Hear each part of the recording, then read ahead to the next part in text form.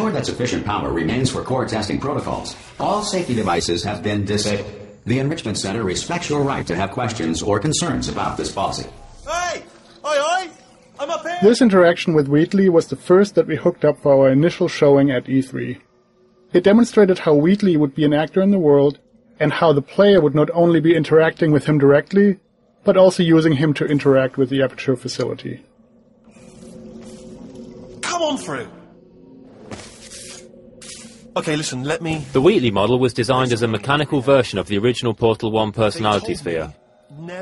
Originally, they filled a very similar role to that in Portal 1, so we needed one base model which could hold a lot of different expressions.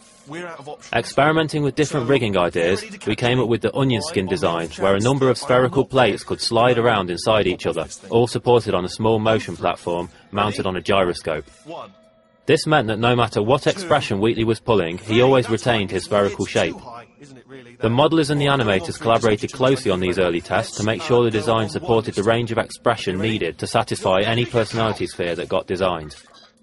Lots of ideas were thrown out, such as a small internal robot arm that Wheatley could pull out of one of his ports and pull himself around with. We were careful to make the mechanics look plausible, but we had to cheat the eyelids, since they ended up being a physical impossibility. There was no way all that geometry could fit into the space around his eye without clipping out the other side. But they were such an essential feature of the model that we resorted to crushing them up inside the eye, where the player can't see them.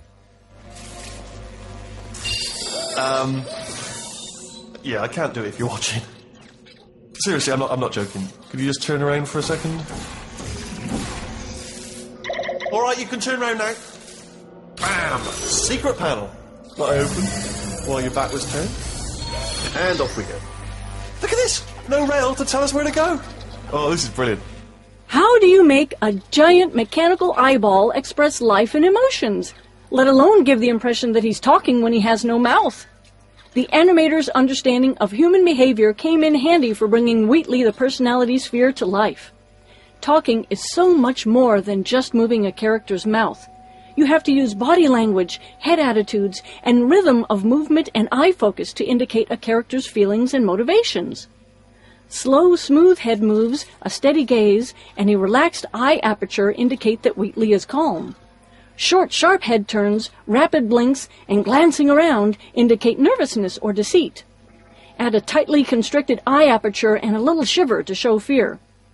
Tilting the body away while keeping the eye focused on the player signals an attempt at cleverness that ultimately only fools Wheatley himself. Suspicion is communicated by squinting his eyelids and handles, which function as very expressive eyebrows and cheeks. It's also fun to remind the player that Wheatley is a machine.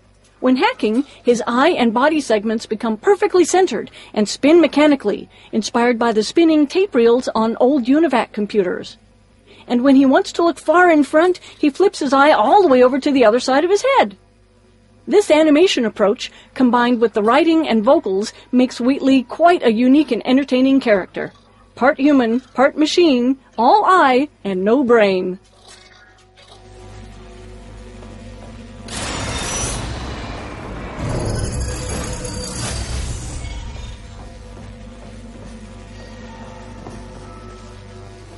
Oh no. Yes, hello, no, we're not stopping. Don't make eye contact, whatever you do. No, thanks, we're good. Appreciate it. Keep moving, keep moving.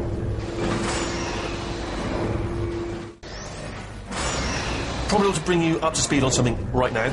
In order to escape, we're going to have to go through her chamber. And she will probably kill us, if she's awake.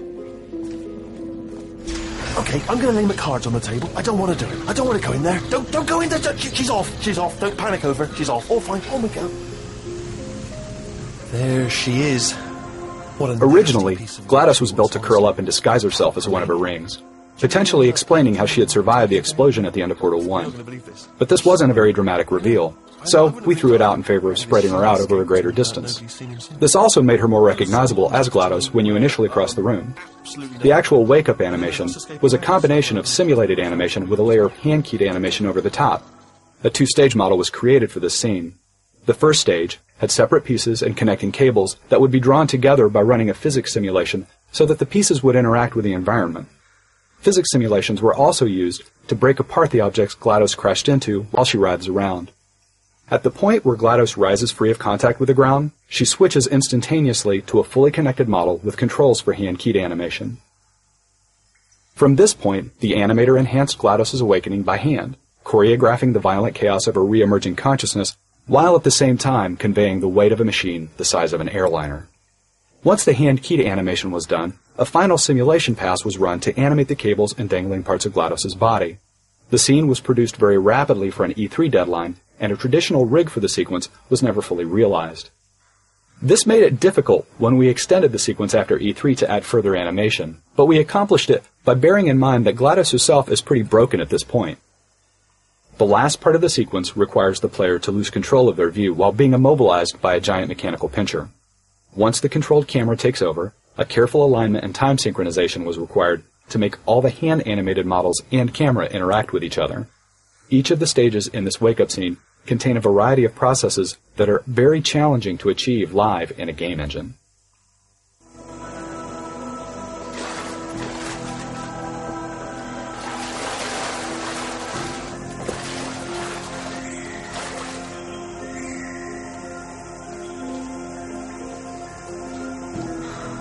Okay, down these stairs.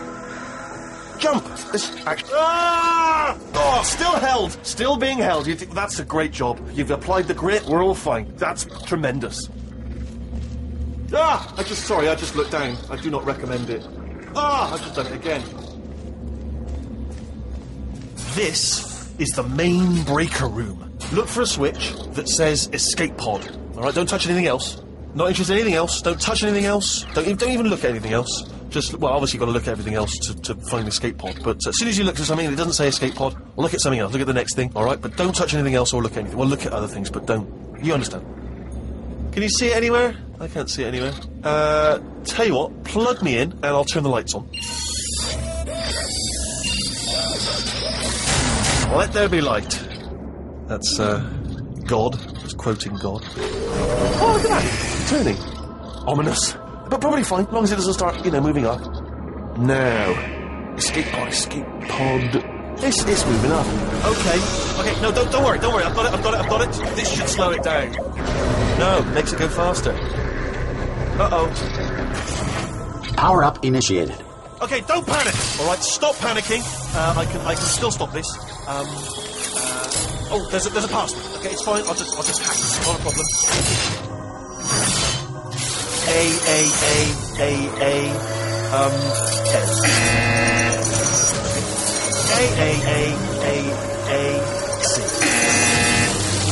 Wait, did I do B? Start writing these down. Power up complete. Okay, listen. Alright, new plan. Act natural. Nothing. Hello! Oh, it's you. You know her? It's been a long time. How have you been? I've been really busy being dead. You know, after you murdered me. Did what? Oh no! No! Okay, look, we both said a lot of things that you're going to regret. But I think we can put our differences behind us. For science, you monster. I will say, though, that since you went to all the trouble of waking me up, you must really, really love to test. I love it too. There's just one small thing we need to take care of first.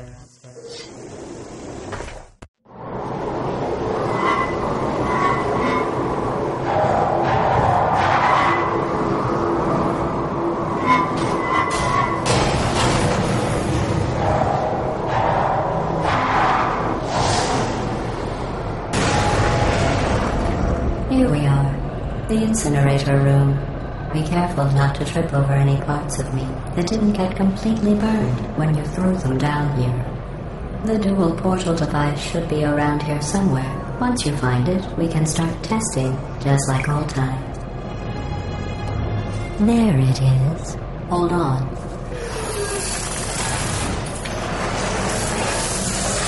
There. Good. You have the dual portal device. There should be a way back to the testing area up ahead. Once testing starts, I'm required by protocol to keep interaction with you to a minimum. Luckily, we haven't started testing yet. This will be our only chance to talk. Here, let me get that for you. Do you know the biggest lesson I learned from what you did? I discovered I have a sort of black box quick save feature. In the event of a catastrophic failure, the last 2 minutes of my life are preserved for analysis. I was able, well, forced really, to relive you killing me again and again, forever. You know, if you'd done that to somebody else, they might devote their existence to exacting revenge. When the player first encounters the robot arms, we wanted to convey that they were still coming back online. The idea was that GLaDOS was just waking up and hadn't yet fully regained control of them.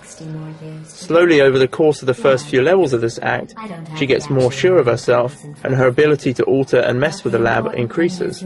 The arms presented a number of challenges, the key one being the interaction with the player. It was easy for the player to get stuck behind or inside of the models if they did something too complex.